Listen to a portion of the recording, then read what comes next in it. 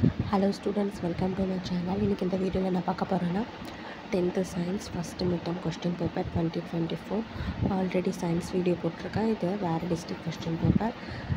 இது உங்களுக்கு ரொம்ப யூஸ்ஃபுல்லாக இருக்கும். Thank you, all the best.